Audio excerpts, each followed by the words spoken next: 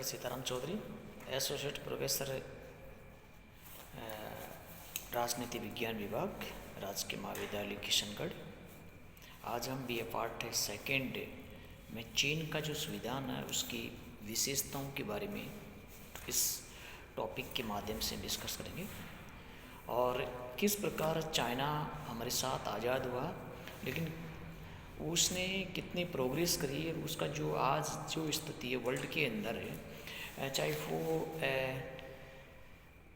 एक तरीके की सुरक्षा को लेकर हो या इंटरनेशनल बरादरी में उसका प्रभुत्व है या वहाँ का जो इंटरनेशनल जो रोल है, ये सारे मिला के आज उसका जो मेन जो टारगेट है वो अमेरिका लेकर उसने, और भारत और चाइना के बीच में किस प्रकार के संबंध रहे, ये बहुत सारी चीज़ें हैं। और हमने हमारे संविधान से हमने क्या अर्जित किया और चाइना ने जो साम्यवादी शासन व्यवस्था की उसने क्या अर्जित किया और वहाँ के नागरिकों को क्या मिला, ये बहुत सारी चीज़ें ये डिस्कस का विषय है। आज हम चीन के संविधान की विशेषताओं के बारे में इस टॉपिक पर विशेषकर फोकस करेंगे कि चाइना का जो संविधान है वो क्या है।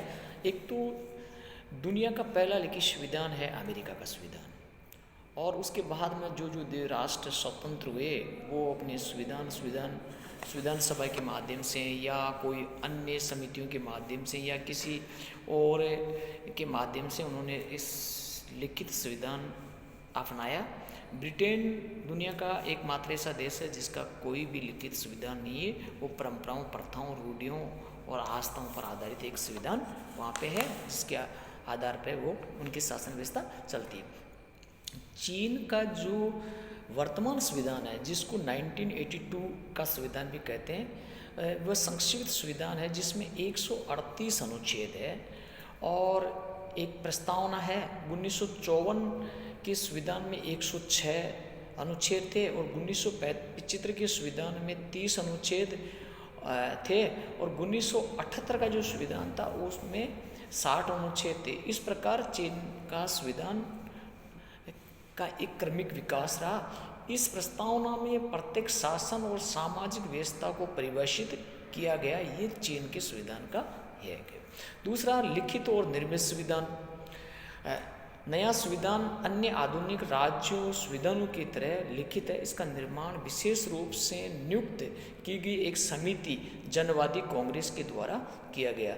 इससे लिखित होने के साथ साथ निर्मित संविधान भी कहा जा सकता है। संविधान का मसौदा 1982 में प्रकाशित कर दिया गया था ताकि देश की जनता विस्तार से इस पर विचार विमर्श कर सके। देश में व्यापी वाद विवाद के आधार पर राष्ट्रीय जनवादी कांग्रेस ने करीब 100 संशोधनों पर विचार किया, जिसमें से 30 को स्वीकार किया गया।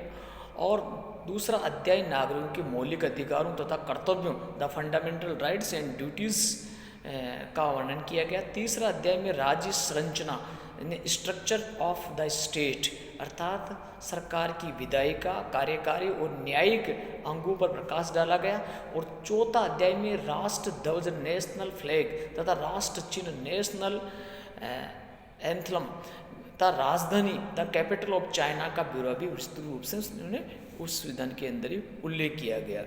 अनन्य संविधान, ये एक अनन्य संविधान है। संविधान को इसलिए भी कहा गया है कि इस संशोधन उतनी ही सुगमता से नहीं होता जितनी सुगमता से अन्य संविधानों के अंदर किया जा सकता है, और ये 2/3 बहुमत के द्वारा ही संशोधन हो सकता है, साधारण बहुमत से संशोधन नहीं हो सकता। जनवादी लोकतांत्रिक तानाशाही, ये एक बहुत बड़ी इम्पोर्टेंट बात है इस चीन के संविधान की विशेषता के बारे में। पिछले संविधानों में सवारा वर्ग की तानाशाही शब्द का उल्लेख किया गया, जबकि 1982 का जो संविधान जनता की जनवादी अधिनायक तत्वों की घोषणा करता है। 1982 के नए संविधान के प्रथम अनुच्छेद में ये घोषणा की गई है कि चीन जनवादी लोकतांत्रिक तानाशाही वाला राज्य है जिसका नेतृत्व श्रमिक वर्गों के हाथ में है और वहाँ श्रमिकों तथा किसानों के बीच अटूट मैत्रीय संबंध विद्यमान है। ये बिल्कुल एक तरीके का इसमें इसका उल्लेख कर दिया गया है कि वहाँ का जो शासन व्यवस्था वो किस प्रकार की है। ये बहुत सारी चीज़ें हमारे को देखने को मिलती है। गणतंत्र।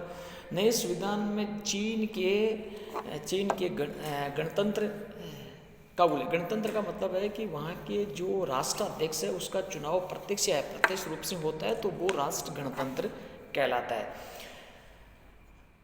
जनता इस शक्ति का प्रयोग राष्ट्रीय जनवादी कांग्रेस तथा स्थानीय जनता स्वयं करती है और वो तथा आर्थिक, सांस्कृतिक, सामाजिक गतिविधियों का संचालन भी कानून के अंतर्गत किया जाता। संविधान के अनुच्छेद 2 में शासन के गणतंत्रीय स्वरूप की 3 विशेषताओं का उल्लेख किया गया।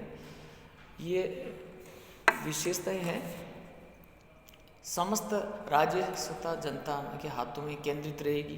दूसरा, हर स्तर पर जनसभाओं का गठन किया गया और लोगों को राजकोषीय मामलों के साथ साथ आर्थिक, सामाजिक, सांस्कृतिक गतिविधियों की नियंत्रण करने का अधिकार भी किया था। लोकतांत्रिक केंद्रीयवाद एक विशेषता है।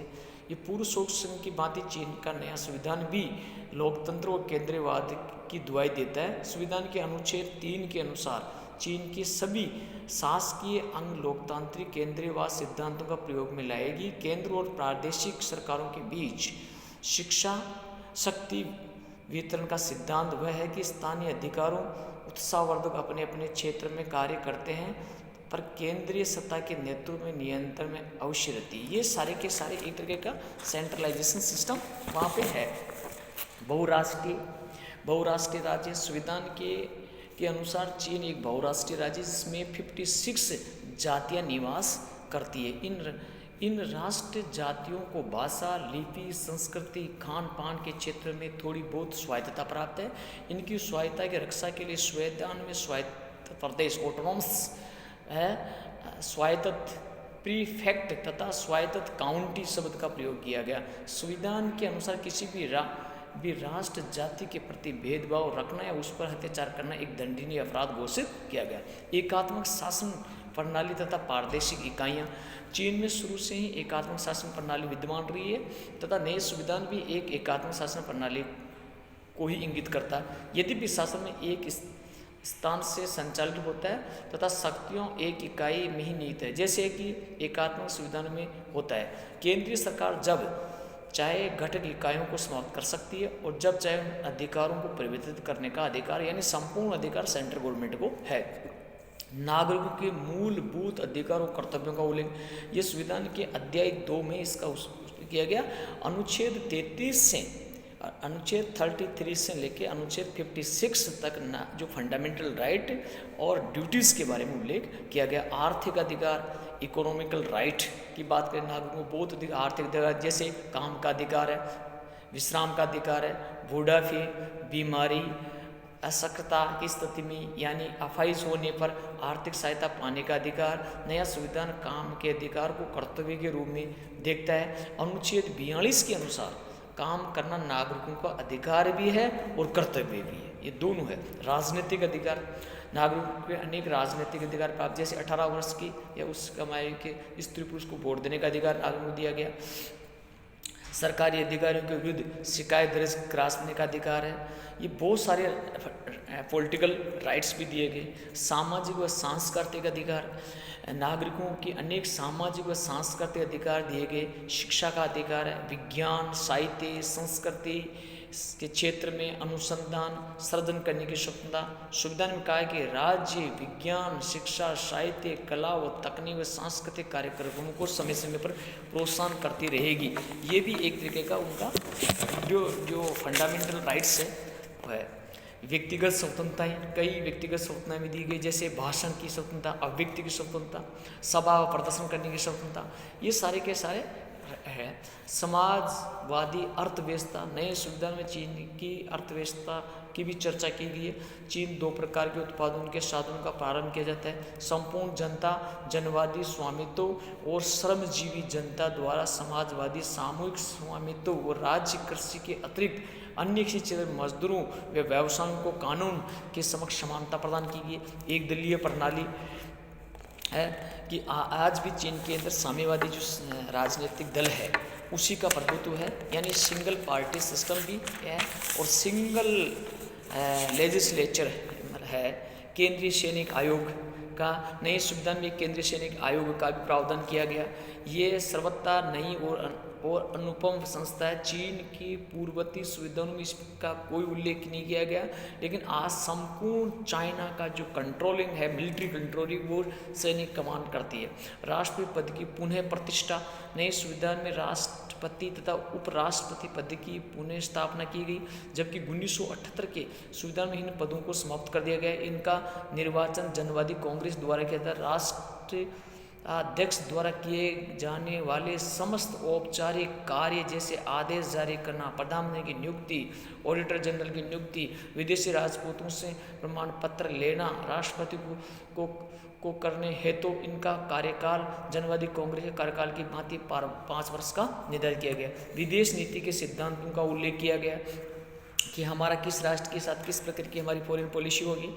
न्यायपालिका की अवधि स्थिति, जनवादी कांग्रेस न्यायपालिका को स्वतंत्रता, स्रोतता व निष्पक्षता जैसे सिद्धांत को स्वीकार नहीं किया गया। वहाँ न्यायपालिका प्रशासन का एक अधीनस्थ अंग है। वहाँ न्यायपालिका को संविधान की व्याख्या करने, संविधान विरोधी कानूनों को रद्द करने तथा सरकारी हस्तक्षेप के विरुद्ध नागरिकों के मूल कर्तव्यों की रक्षा करने का कोई भी अधिकार नहीं दिया गया, जैसे भारत के संविधान में दिया गया। यानी न्यायपूर्ण अवलोकन का जो अधिकार है वो चाइना के सुप्रीम कोर्ट को प्राप्त नहीं है।